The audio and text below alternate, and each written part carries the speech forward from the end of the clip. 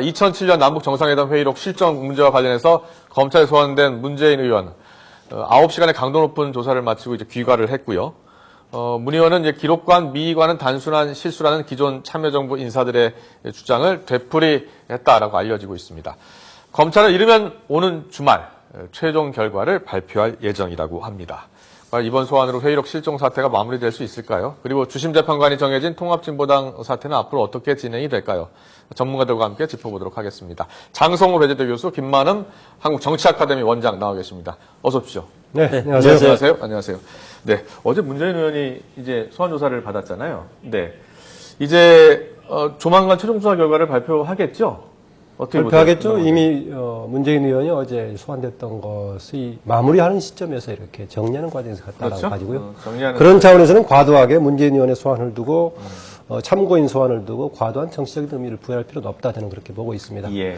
그런데 끝나고 나왔을 때 대강 문재인 의원이 전체적인 상황을 좀 정리를 다 해줬느냐? 저는 정리가 안 된 부분이 있다고 봅니다. 아, 그렇습니까? 그럼 일단은 어제 그 조사를 받고 나오면서 기자들과 만나서 한 인터뷰 내용이 있거든요. 듣고 계속 이야기 나눠보도록 하겠습니다.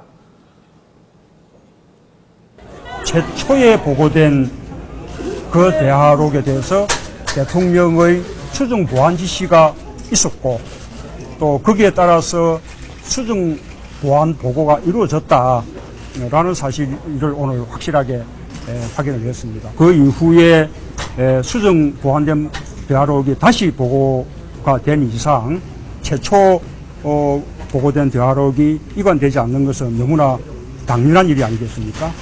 그런 점에 대해서 오해가 풀렸으리라고 생각을 합니다.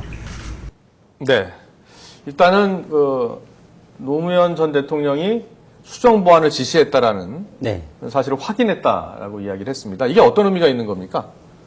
지금까지 했던 그 정치적인 레토릭 그대로 저는 반복됐다고 보고 어제 문재인 의원을 마지막 검찰에서 소환했던 그 정치적 의미는 있지만 저는 그 방법론에 있어서 오히려 이런 것들이 서면 조사를 했으면 훨씬 더 운영의 묘라든가 이런 걸 봤을 때 좋지 않았을까 이렇게 생각을 합니다. 그래서 어제 결과를 보면 혹시나 했는데 역시나 기존의 양 진영에서 주장했던 것을 그대로 반복하는 그렇죠. 여당 입장에서는 법대로 이성적으로 처리를 하겠다. 그래서 어떤 법적인 책임을 져라. 그리고 야당에서는 이것을 어떤 감성적으로 접근을 하는 것 같습니다. 그래서 정치와 법과 이런 싸움이 지금 되는 것 같은데 이것은 결국은 보면 내년 지자체라든가 앞으로 진영 구축을 위한 하나의 싸움의 일환으로 흘러가고 팩트라든가 사실관계를 밝히는 데는 한계가 있지 않나 이렇게 생각합니다. 수용수사 결과 발표 때 이제 그게 나오겠죠. 이제 봉화 이지원에 초본과 수정본 두 개가 있었는데요. 그렇죠? 네. 일단은 문 의원 주장으로는 이제 초본이 있었지만 이 초본을 수정, 보완하라고 지시했기 때문에 수정본 남겨놓고 삭제한 것은 당연한 것 아니냐라는 주장이죠. 네. 저 그 입장에 동의합니다. 그 과정에 대해서 어떻게 법률적으로 판단할 것인지 검찰과 이후에 이제 과정이 달려있을 건데요. 참고로 지금까지 나왔던 이렇게 발췌록 말고 전체적인 안이 몇 개인지 아십니까? 회의록? 회의록 3개죠, 3개. 총 2개, 4개인데 2개입니다. 아, 그렇습니까? 국정원에서도 처음에 중간본이라고 얘기한 게 있었죠. 아, 그랬었군요. 지난번에 6월 달에 공개가 되고 논란이 됐을 때 국정원에서 자체 생산한 거다. 그러니까 김만복 원장, 전 원장이 자기는 그걸 본 적이 없다. 부인했죠, 처음에. 그러다 보니까 나중에 당신 사인까지 있는 것이다 하니까 그 전에 있던 것이라고 당시 국정원 대변인이 발표를 했습니다. 러프하게, 영어를 그대로 인용하자면 러프하게 만든 중간본이었고, 나중에 수정본을 만든 다음에 그것을 폐기했다라고 얘기했습니다. 아, 그랬습니까? 그렇게 얘기하자고 보자면, 국정원에서 초반에 만들었던 중간본이라는 것하고, 청와대 봉화 이전에 들어있는 초원이라고 얘기하는 것하고 저는 똑같은 것일 것이다. 그러니까 생산된 것은 총 2개다. 그래서 양쪽 하나씩 있다가 한쪽은 폐기가 됐다는 것인데, 중간본이라고 얘기하고 폐기했다는 것에 대해서는 자연스럽게 넘어갔다가, 봉화 이지원에서 폐기된 것은 굉장히 심각하게 보는 것이 맞느냐 이건 생각해 볼 필요가 있습니다. 그거는 사실 크게 부각이 안 됐어요, 언론에요. 그렇죠? 그러니까 예를 들어서 말씀하시는 게 국정원에서 지금 갖고 있는 수정본도 사실상 원본이 있지 않았었느냐. 그리고 그것을 폐기했기 때문에 마찬가지로 봉화 이지원에서 초본 삭제하는 것은 당연한 건 아니냐 이런 말씀이시죠? 제가 정확하게 말씀드리면 7월 4일, 5일경에 도하 언론에 보도가 됐습니다. 국정원 당시 대변인이 그때 논란이 그거 아니었습니까? 예. 김만복 전 원장이 자기는 못 봤던 것이 어떻게 2008년 1월달에 나와 있느냐 이런 얘기였죠.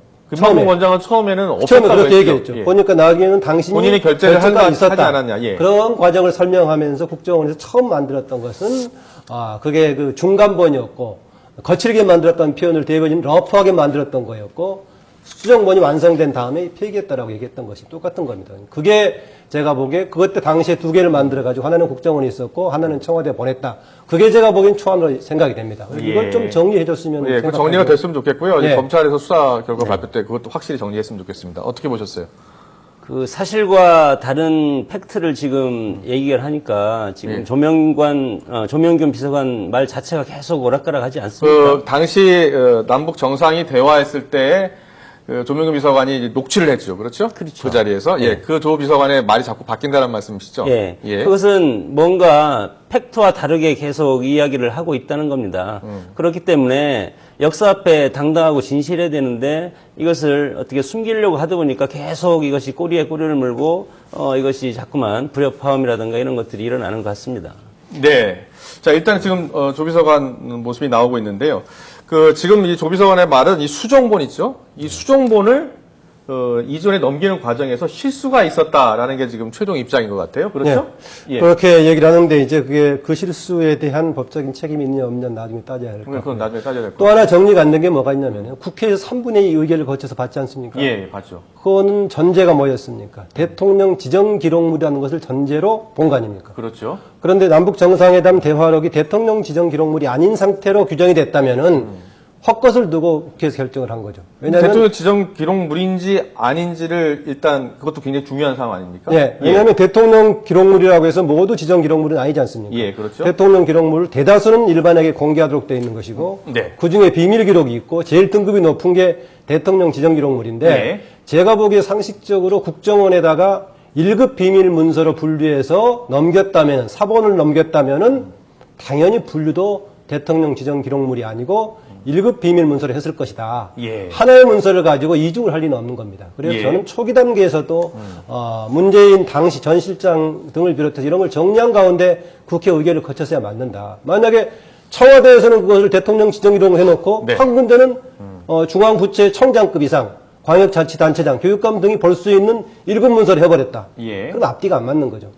보관은 한 군데 하든가 복사본을 둘 경우에는 같은 기준에 따라서 관리를 해야 됩니다. 근데 당시 국회에서 그걸 의결할 때는 당연히 대통령 기록물이라고 보고서 의결을 한 거죠. 대통령 기록물이 아니라 대통령 지정 기록물로 보고 한 거죠. 예, 그렇죠. 보고 한 건데 상식적으로 봤을 때 한쪽에서는 1급으로 했다가 2급까지 낮췄다가 일반 기록물로 분류를 해버렸는데 예. 같은 문서가 하나는 대통령 15년 이상 비밀로 대하자는 지정 기록물 분류가 될 수 없는 거죠. 그거는 기존에 국정원이 계속해서 주장하고 정부 측에서 주장하는 게 뭐냐면 국정원에서 생산한 거니까 이거는 국가기록물이고 그리고 저거는 청와대에서 생산하고 대통령으로 기록물을 지정했으니까 이건 대통령 기록물이다라고 그 원래부터 논란이 됐었던 거였어요. 제가 좀 약간 길어지는데 말씀드리자면요.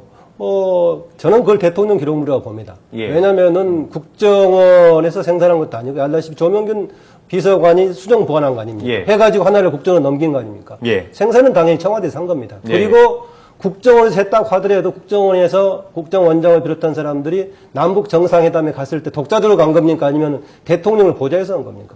당연히 대통령 직무수행 관리 보좌해서 예. 한 것이기 때문에 그건 대통령 기록물인데 이 부분을 조금 정리해줬으면 한 겁니다. 알겠습니다. 이 검찰에 주문하시는 게 많으신 것 같아요. 네, 장소 교수님 어떻게 보셨어요? 저도 그렇습니다. 지금까지 그 문재인 의원이라든가 그때 당시에 조명균 비서관이라든가 여러 사람들의 참여정부 인사들의 행태를 보면 역사를 너무 가볍게 보는 건 아닌가. 역사에 대한 소명의식이 부족하다. 뭐 그 4개니 2개니 뭐 어디에 있니 그리고 공개니 아니 이걸 떠나서 예. 근본적인 어떤 우리 국가의 어떤 역사에 대한 그 의식 자체가 너무 쉽게 보고 있는 것 아닌가. 그것은 하나의 정치에 대한 어떤 책임감이라든가 그런 것이 부족하다고 저는 볼 수밖에 없습니다. 네. 당시 때 논란이 됐을 때도 이 국정원에서 이것을 과연 공개하는 것이 옳으냐 안 옳으냐 이거 가지고도 논란이 한참 됐다가요. 또 문재인 의원이 그래서 그러면 이제 원본 한번 보자. 그래서 또 그것도 논란이 됐었어요. 근데 결국은 또 이렇게 결론이 내기 어려운 상황이 됐습니다. 일단 그 검찰의 주장과 그리고 참여정부의 주장을 한번 그래픽으로 보시도록 하겠습니다. 네. 한번 보여주실래요? 예. 네, 지금 이제 이게 고의적 누락이라는 게 검찰의 주장이고요. 단순 실수였다라는 게 이제 참여정부 측의 주장입니다. 이게 어느 쪽 주장이 받아들여지느냐에 따라서 조금 사법 처리를 할 수 있느냐, 할 수 없느냐로 갈려지는 거 아닙니까? 맞죠? 사법 처리의 강도가 달라지겠죠. 만약에 처벌 대상이라면. 예. 당연히 국가기록원에 이관시켜야 될 것 하지 못했다면은 과실에 의한 것이라면 좀 작하겠지만 고의적이라면 좀 커지는 그런 정도 차이가 있을 건데 예. 저는 고의적이란 말엔 동의하지 않습니다. 왜냐하면 고의적이었다면 애초에 기록 자체를 안 남겼겠죠. 예. 안 남기고 국정원에 왜 넘겼겠습니까? 그래서 저는 그것은 조금 논리적으로 안 맞다고 봐지고요. 예. 다만 이게 아까 제가 말씀드렸지만 관리 방식에서의 청와대에서 노무현 대통령이 이전의 상식적인 방식에 따라서 남북 정상회담 정도면은 그냥 대통령 지정 기록물로 해서 15년 정도 보호해 버렸으면 끝날 건데 그게 이것은 당연- 뭐 그게 가장 보통 간단한 그렇게 하죠. 방법인데 예, 예. 노무현 전 대통령이 특이한 사람이라서 이것을 그냥 봉해 버리면은 국가 차후에 정책하는데 도움도 안 되고 어디 쓸모가 있겠느냐 해서 아마 보겠다고 했던 것인데 만약에 그런 정도의 자기가 국가를 생각했다면은 이후 관리하는 방식도 그 정도 수준을 따라가야 되는데 이 예. 관리하고 또 이후에 실장이나 나머지 사람들의 대응 방식이 거기에는 못 미친 것 같습니다. 네. 어떻게 보세요? 이제 이 원장님께서는 검찰 고의적 누락이라고 검찰이 주장하고 있지만 고의적 누락일 가능성은 좀 희박하지 않냐 이렇게 보고 있거든요. 근데 저는 이제 문재인 의원이 이거에 대해 직접적인 관여를 하지 않은 것 같고요. 예. 그렇지만 결과적으로는 책임을 져야 된다고 계속 저는 이제 뭐 제 의견이 그렇습니다. 그렇지만 문재인 의원이 제외된 상태에서 실무자와 청와대 대통령과의 어떤 대화 과정에서 이것이 구체적인 어떤 그 지시가 있지 않았을까? 저는 그것이 더 좀 의심이 가는 부분입니다.